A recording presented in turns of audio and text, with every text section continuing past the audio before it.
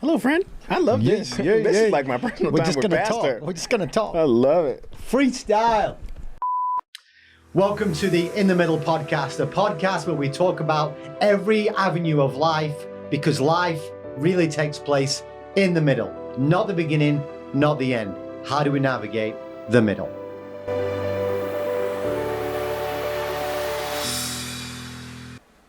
Hello, Des. Hey, how you doing, man? How are you? Good. Real good. How's the last week been? Very, very, very eventful, which is a good thing. Yeah. You know, sometimes we have good events, sometimes we have not so good events. Any mini races you've been kind of going through, up and down? Up and down, short sprints. Short sprints, sorry. Without any doubt. And my life is a series of short sprints. Yeah. That's what it is. Talking of short sprints, this is a sidebar. Yeah. My wife decided we should go on a hike last weekend, which we do. Yeah. But she wanted a relatively short one and one we hadn't done for a while. So, Camelback Mountain. Oh, it's great. I've been up that one. So, boom, you go up Choya Trail. We get up there, and we've been, well, she's always worked out, but we've been working out. Yeah. We get up there, feel like it's been effortless. I'm like, okay, bring it on.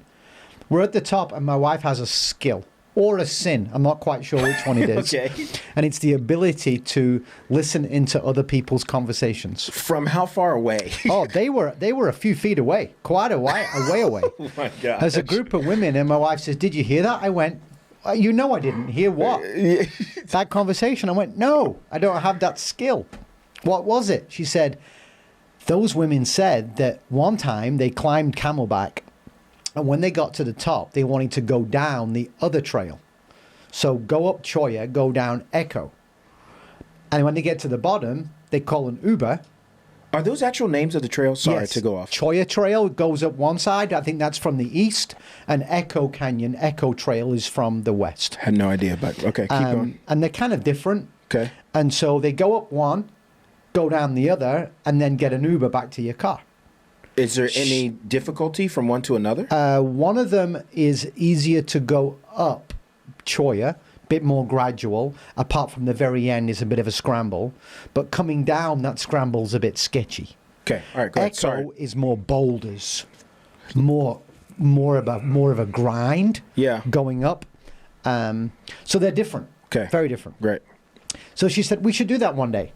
And I looked in her eyes and I went, That's you mean today. That's today. You mean today. So today. we went down Echo, got to the bottom, still felt great.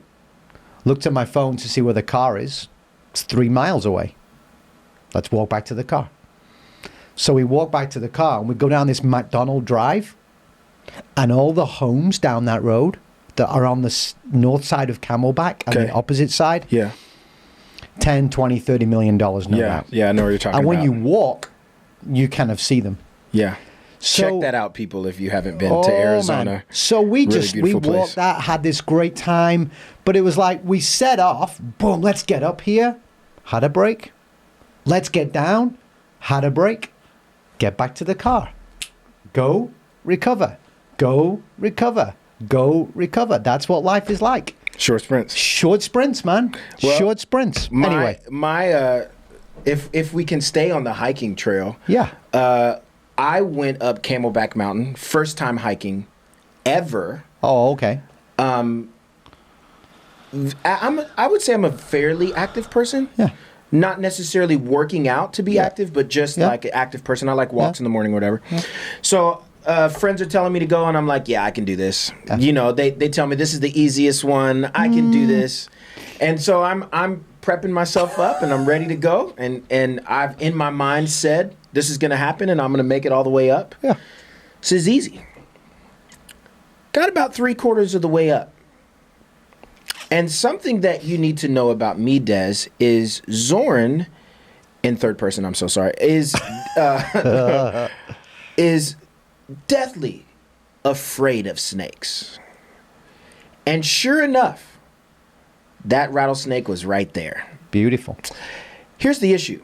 Everyone kept walking past it as if nothing was happening. But Correct. I was at a standstill freeze. Wow. Could not move. Had to turn around while the rest of my friends went up, and I had to go back down. And I was so frustrated because I wanted to get to the top. I'd planned this in my mind. I wanted to do this, and it didn't happen. Because something unexpected got in your way. Because something unexpected got in my way.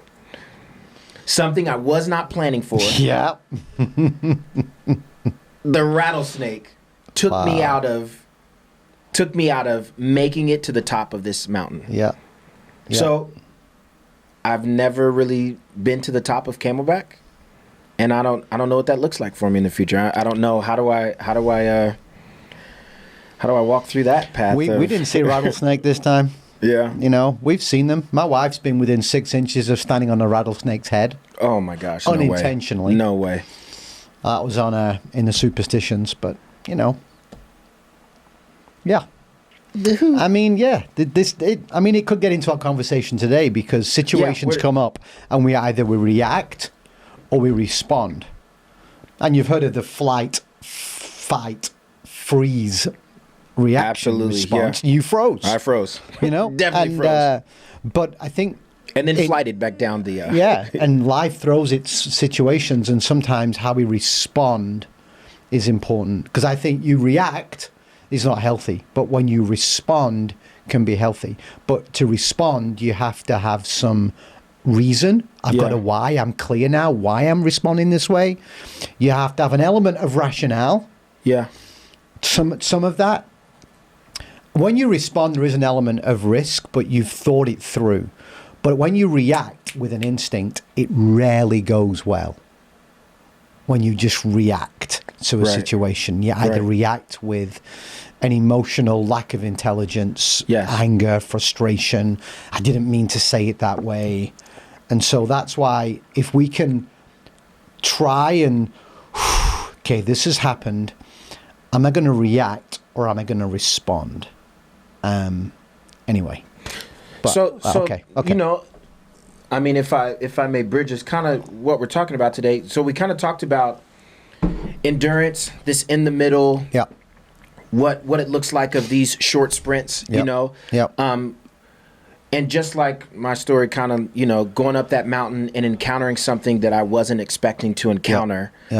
What happens when I'm set out on this short sprint? I know the destination. I know it's going to be tough, but life takes me, or a situation takes me on a turn that I wasn't expecting. The sort of trial in the middle of being thrown off from what just happened, right? And now having to adjust my short sprint to a different direction. I know that for me, that took me off. I was like, I can't do this.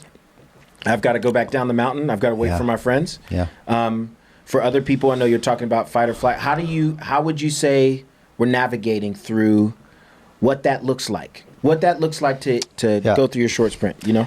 First thing to say is it's good to have a plan, and this is what we're going to do. Yeah.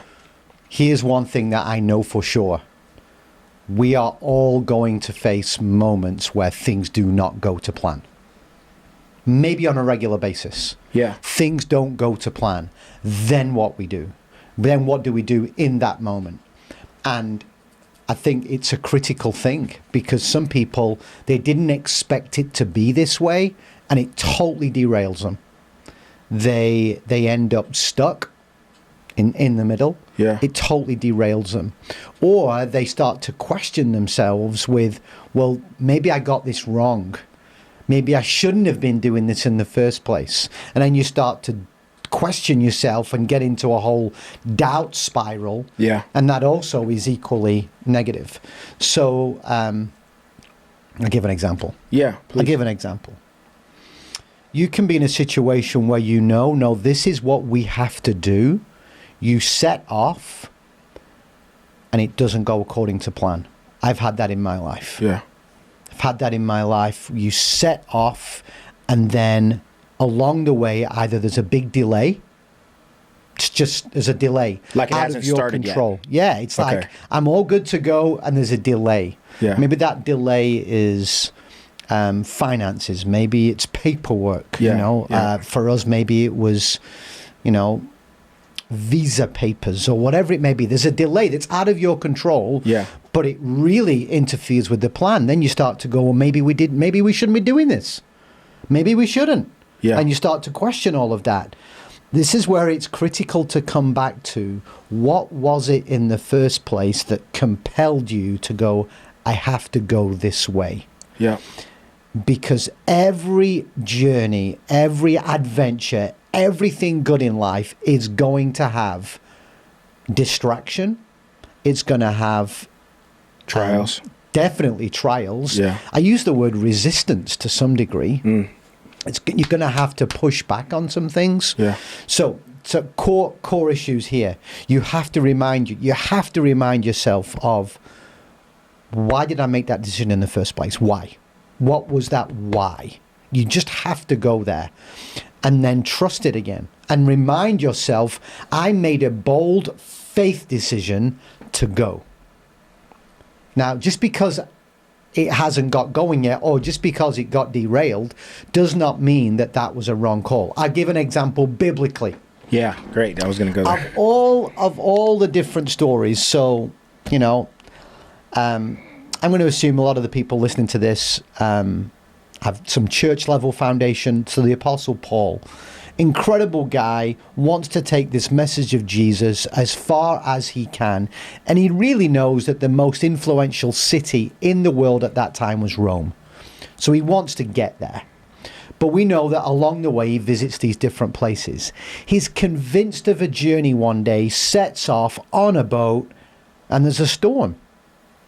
He didn't plan the storm. The storm is so bad, and they're convinced that maybe there's a reason for the storm. Long story short, the boat ends up shipwrecked.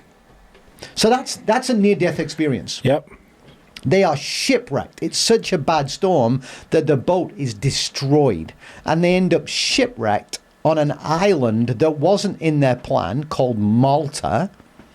It's not on anybody's conquer the world plan, the little island of Malta. Yeah.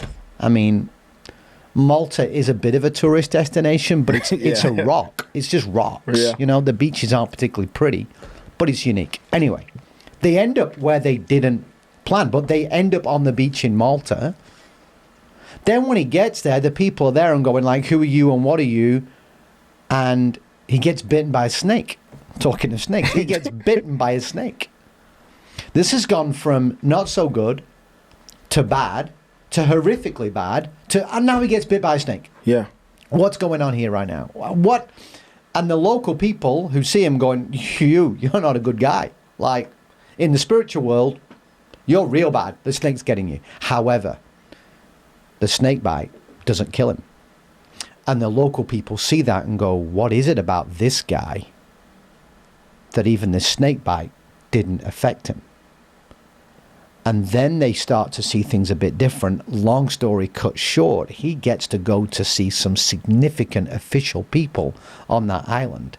And to this day, 2,000 years on, there is a church on the island of Malta that he founded. So, you know, like, I guess what I'm hearing is for our, you know, Christian listeners and, you know, the Lord can still use me even if my plan or the plan that I felt like I received from him did not go to plan. In that story, the Lord still used him, even though it went from bad to worse to horrific, right? Yep. I can still be used in this short sprint, in this endurance of in this middle and still make it to my destination. And it may not look exactly the way that I thought. Yeah, these words are really important, but I have a friend of mine, David Butler, who likes to use them as an acrostic, and it spells the word fat. You know, in life you want to find fat people. Let me just rephrase what it is. It's three words, F-A-T, and this has been truth throughout my whole life. My response has got to be, am I being faithful? Am I still available? And am I teachable? They are that you never graduate from that class. When I'm looking for people who may want to be nurtured, coached, mentored, discipled, the qualification is Are they going to be faithful? Are they available? Are they teachable? And I think throughout life, wherever you find yourself in a specific situation, ask yourself the question, be faithful in this. Am I going to be faithful to the call? Am I going to be faithful to the one in whom I'm living for? Am I going to be faithful to that? Right. Regardless of my circumstances, be faithful. Yeah. Secondly, be available. So here I am. I didn't expect to be here, but I am. I am available. Yeah. The Apostle Paul didn't expect to be on that island after a shipwreck, after being bitten by a snake. But here I am. Here I am, yeah. What can I do when I'm here? Yeah. How useful can I be when I'm here? Is there somebody I can help, not help? Is there something I can learn, teachable? Is there something I can be learning here? Yeah. And I think unless you've got core conviction of life, life's going to hit you and you're going to find yourself just shipwrecked and immobilized, or life's going to hit you and you're ready to go, okay, I don't like it, but be faithful, be available, be teachable. Which gets me, the whole thing, I say it all the time to our church. Being a disciple is about learning the words of Jesus, living the ways of Jesus, and loving like Jesus. Geography is just geography. Yeah. Wherever I am, whoever I'm with, that is the watermark, hallmark, anthem of maybe how we live life. So when those things happen, and they are going to happen, when things do not go according to plan, and maybe you caused it or maybe you didn't, ask yourself these questions. So here I am. God is still faithful. Am I faithful? Yeah. Am I available in this season, or am I shut down? Am I locked out? Am I too disappointed, too angry, too frustrated to be available? Because when you're in a weak moment, you could be so potent. Yes. And then the teachable is, can I be learning something from this? And it's not a cliche, but okay, I think agility is what I'm looking at. Yeah. If I may, not everybody's situation is gonna be as big as Apostle Paul's. No. And that, but for someone that takes a little derailment and that really sets them off, like my situation, right? For example, how do I be faithful, be available, and be teachable in a moment where I see a snake and it's a fear? How do I navigate, which can seem to the Apostle Paul thing can seem outrageous, so small compared to his moment. But I'm saying for the people that little derailment takes a way bigger picture for them. How do they navigate those three words, right? How do they bring that down and help them keep moving? Back to what we said before. Yeah. Here's a situation. Am I going to react or respond? Yeah. So here I am. What's the response? I could use, let me be rational here. Let me be reasonable here. Let's look at that level first. What really is going on? Is that snake on Camelback going to kill you? Yeah. Something in your mind says potentially, but the reality is everybody else has passed it by. But in your head, you're like, but it won't let me pass by. It's going to bite me. Right, you know what I mean? Right. But at some point, but this is where I think we need other people as well. I can react or I can respond. And in that response time, and it's way more significant than a rattlesnake on Camelback. Sure. But in that response time, don't feel you have to rush. Take a pause. Reflect. There's a lot of R words here. Yeah. Reflect. Maybe look at it rationally. Be reasonable. But at some point, you're going to have to take a risk. Yeah. And there's the faith element. And so the being faithful is still going to involve risk. Yeah. Doesn't mean it's going to be easy. I'm gonna break through this moment based upon what I think is really true.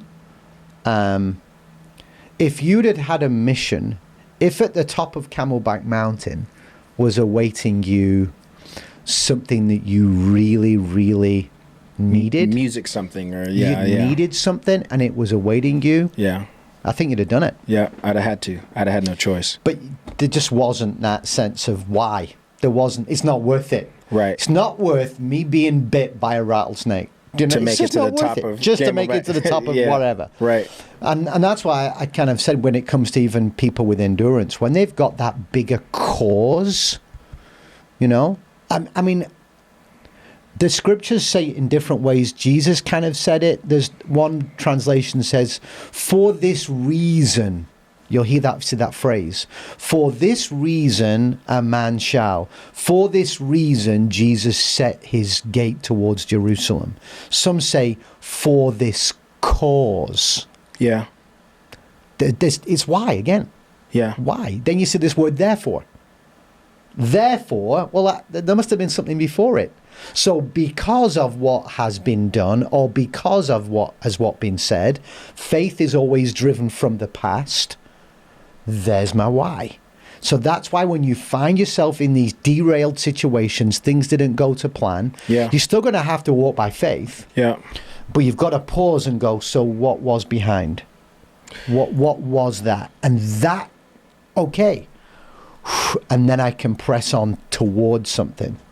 If I may go one more place, I love that idea. I'd love, even for people that are watching this podcast that are still discovering who Jesus is, that you can almost replace that faithful word with risk, and it be the same, right? That faithfulness, that taking a risk to move past. But let me just go another place, if I may.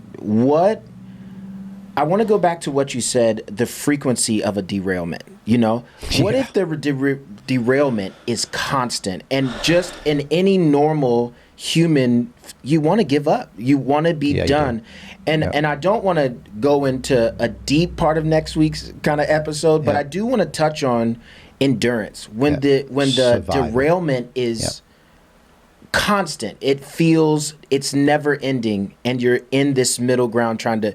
What are you saying to that? How are we navigating that? You've done the faithful, and it feels like you're doing it over and over and over again. In human nature, right? That makes me want to give up. That makes me want to be done. Maybe this isn't something that God called to me. Maybe this is something that I was doing on my own. Maybe I don't have the sufficient amount of things around me or community or tools around me to make this happen, because there's too many derailments. So this must mean that God doesn't want me to do this, or this must mean that I'm not equipped to make this run or short sprint, I should say.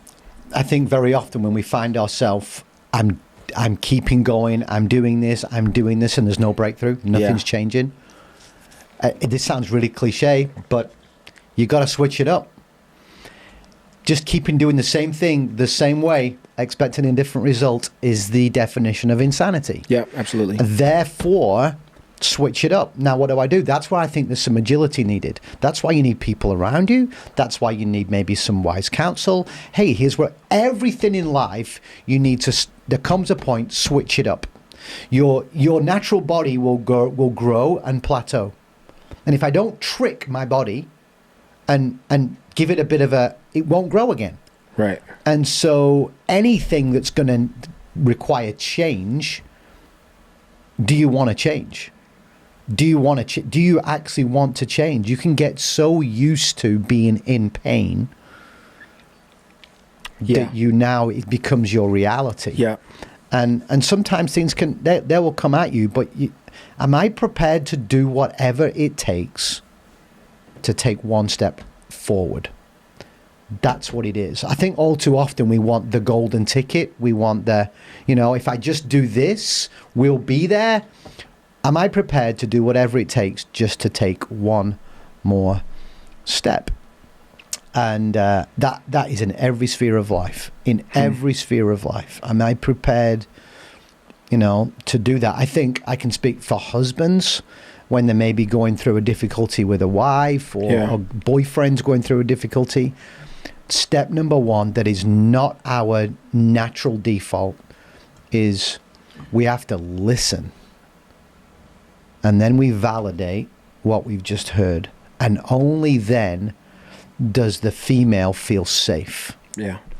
And when she feels safe, you can take a step forward. Yeah.